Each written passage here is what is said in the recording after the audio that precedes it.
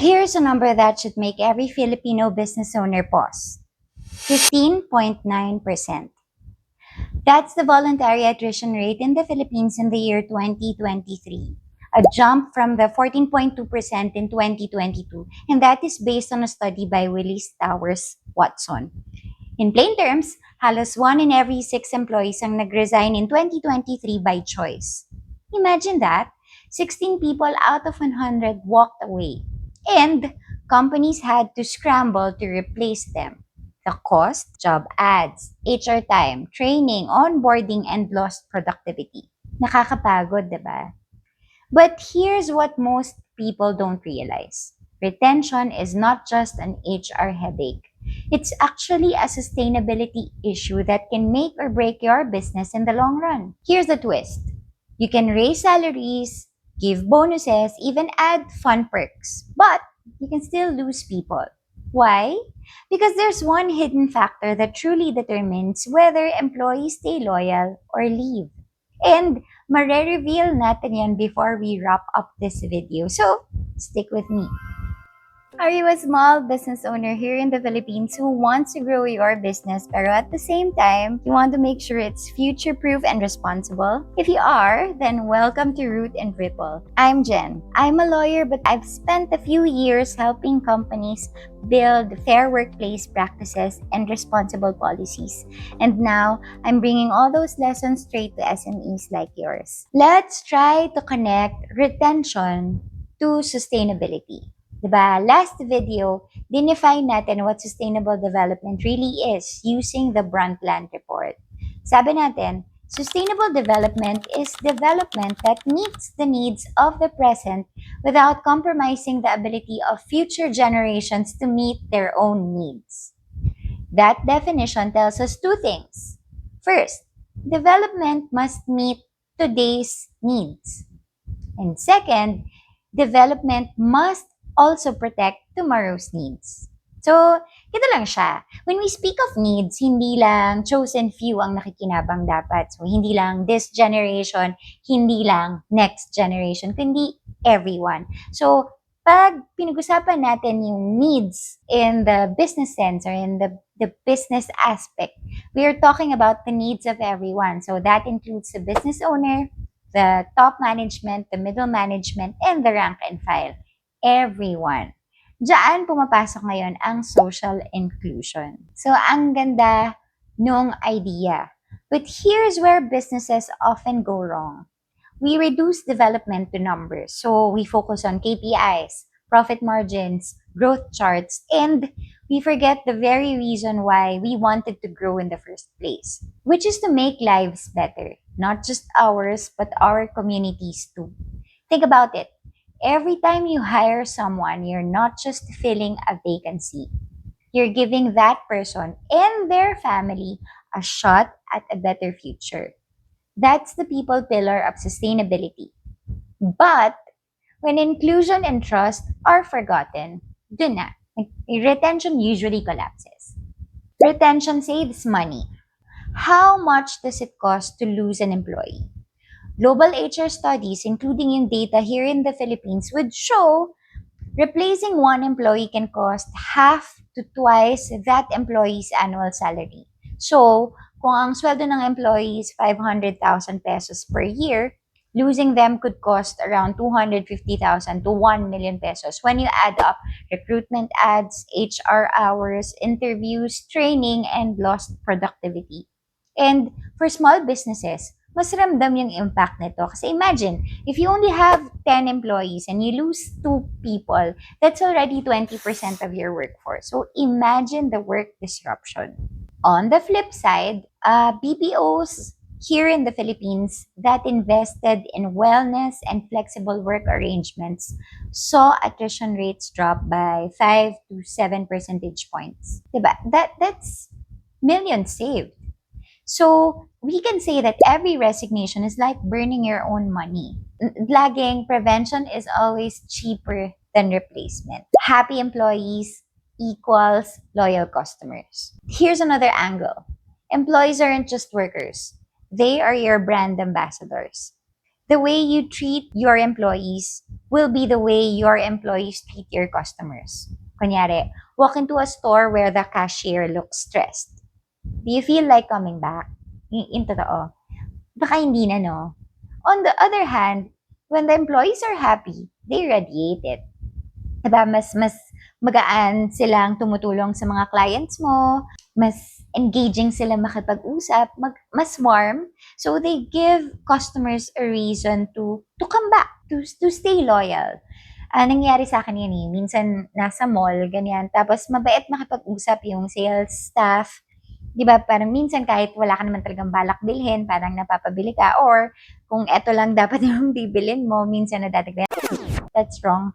Mas sustainable kung bibilin mo lang yung kailangan mo. Anyway, the point is, if your employees are happy, mapapa-feel nila yung culture of belongingness dun sa client mo. So, customers, naging loyal din sila. Loyal customers begin with loyal employees. When we speak of social inclusion, well-being is non-negotiable. Can a company call itself sustainable if its people are collapsing from stress? The answer for me is no. Burnout silently kills businesses. It reduces productivity, increases sick days, mga absenteeism, and fuels resignations. And when we speak of well-being, hindi lang ito yung mga free coffee sa office or yung mga free gym memberships. It goes deeper than that. It's reasonable work hours, reasonable workloads, hindi yung kailangan mong mag-overtime. Pwede naman mag-overtime, but not palagi. Access to mental health support, and yung pagbibigay ng flexibility so that your employees can also attend to demands outside work. Diba? Kasi may buhay din naman sila outside work. The World Health Organization even found that for every 1 peso invested in mental health programs, the return can be around 5 to 6 pesos in productivity. So, that's real ROI. Remember, a burnt out workforce is proof of a system that's broken. Inclusion isn't just a buzzword. Studies show diverse teams are more innovative and adaptable. But inclusion also goes deeper. It's about whether people feel they belong, whether women, members of the LGBTQ plus community, persons with disabilities, and people from different backgrounds. It's about making them feel safe, respected, and able to grow. Diba dito sa Philippines, maraming mga businesses na parang natayo ng family or ng mga magkakaibigan. That's good. Kasi that's sign of development. That's sign of progress. But if these businesses are not managed well, minsan nagbe-breed ng favoritism, doon possible magkaroon ng low retention kasi may mga employees na pwede nang maramdaman na, parang OP ako dito or I don't belong. So we should always remember that providing an inclusive culture is not just charity. It's actually your competitive strategy. So why is retention at the heart of sustainability? Because sustainability rests on 3 pillars: the people, the planet, and your profit. Most businesses boast about saving electricity or boosting revenue. But without the people pillar, the other two won't stand. Employees are the foundation of your business. Lose your people and you lose your ability to deliver on any other goal. May mga companies na isa sa pinapangalagaan nila is yung attrition rate nila, because pag mataas ang attrition, minsan may mga projects, important projects na hindi matagal makomplete, nagkakaroon ng delays kasi pabago-bago yung mga tao na humahawak ng project na yun. So, basing on that, we can say that a sustainable business without sustainable people, we can say it's an illusion. So, let's go back to that hidden factor I mentioned earlier. You can raise salaries, add perks, renovate offices, but none of it guarantees people will stay. The real currency of retention is trust. Employees stay when they trust their leaders, when they feel respected, and when they believe the company genuinely cares for them. Why does trust matter? According to the Great Place to Work, in workplaces built on trust, turnover drops by more than half compared to typical offices. Studies also show that organizations with high trust levels experience up to 50% lower turnover and better engagement and morale. And when trust is broken, employees don't just disengage.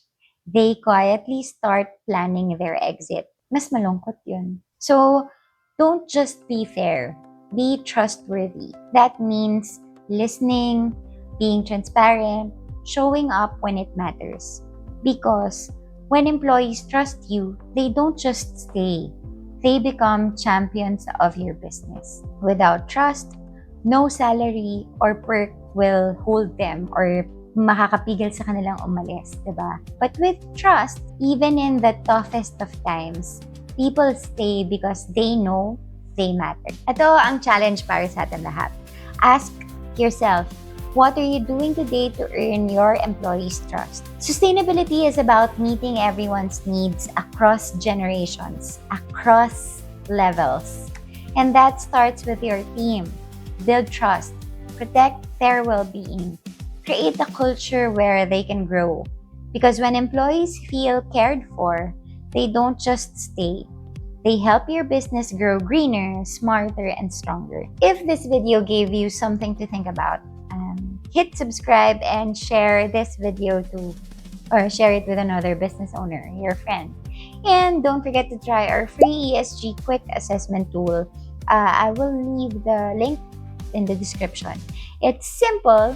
It can show you where your business stands today in terms of sustainability, and it can show you what else you can improve on to tomorrow. It's just 5 minutes of your time. Again, this is Jen from Root and Ripple, reminding you that employees aren't just part of your business. They are your business. I hope to see you again next week. Thank you. Bye!